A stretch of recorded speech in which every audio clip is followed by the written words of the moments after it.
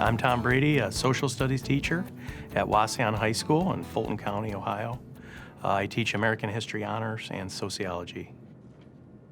This would be another very good one. Why don't we read this one as a class, okay? Because this will probably be another one we emphasize today. Anybody like to start us again? Taylor again, thank you. Determine the meaning of words And phrases as they are used in the text. We usually start with like vocabulary. Chromebooks and we open that up and he usually shares like a document and there are objectives on top and we read that together and then like he just goes on and talk about what we're going to be learning. The learning targets I have found is an extremely effective way to focus the student learning, to make it very clear for students what is expected, where we're going, what we're going to try to accomplish. Once they have the target, they're also going to be able to monitor their own progress to see how well they're reaching the target and what they're expected of. My name is Rebecca Stuckey. I teach high school mathematics at Wauseon High School. Some of you are graphing number 9. I've had some good questions because it looks a little different, doesn't it? Number 9. I ensure that my students have clarity about what they're intended to learn by making sure that I'm assessing what I'm teaching. I use the evidence of learning to make instructional decisions for students based on how they do on those daily quizzes.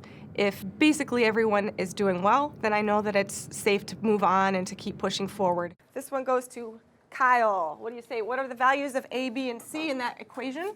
A is 3, B is... Feedback that I elicit from students to improve teaching and learning in the classroom often is through random selection of students. I have a cup that has popsicle sticks with each of their names in it, and I have found that if I scaffold the question and I know when I pull a name out, if this question is too hard, I can just ask them a very introductory level question about it and get some, make it a positive experience for them, but definitely through group discussion where I can call on students either at random or let them raise their hand and call on students who actually want to volunteer.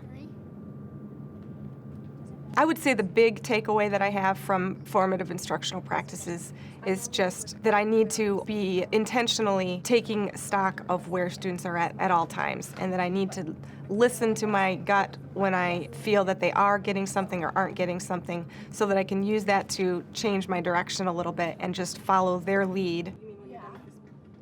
Beyond just the classroom, we're looking at how they're communicating, the feedback that they're giving students, that I think we've saw a big benefit from. Teachers making a concerted effort to give different kinds of feedback other than just collecting an assignment, doing an assessment, grading it, and passing it back. You're seeing more types of feedback in the classroom on a daily basis than I think what we did before we started this whole process. We're going to have our on-deck circle again, okay? And if you remember yesterday, you analyzed the pay any price, bear any burden quote. You remember that? I have a little bit of feedback I'm going to give each student up here at the podium, and we'll get our on-deck circle, and we'll kind of go around like this. So while you're coming up... It's like our on-deck circle, and he asks just like questions, and like he gives us feedback on that, and if we don't get it right or if we need more help, then we'll know, and so we go back and study it.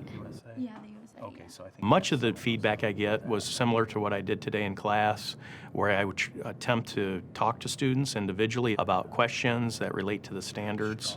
I usually will write those down just kind of in a shorthand manner, oftentimes record that in my grade book as a formative practice column, which is a record for the parents to see as well as the student and myself, but I have it exempt from the actual grade calculation. We did remove a lot of those fluff things that inflated grades and didn't make them, but I think the positive result of that is, again, now when we're communicating those grades, it is definitely a reflection of what the kid knows, and if they're taking advantage of these formative assessments, formative instructional practices that we're doing, they're performing well on the summative assessments, which are ultimately what the grade is based on.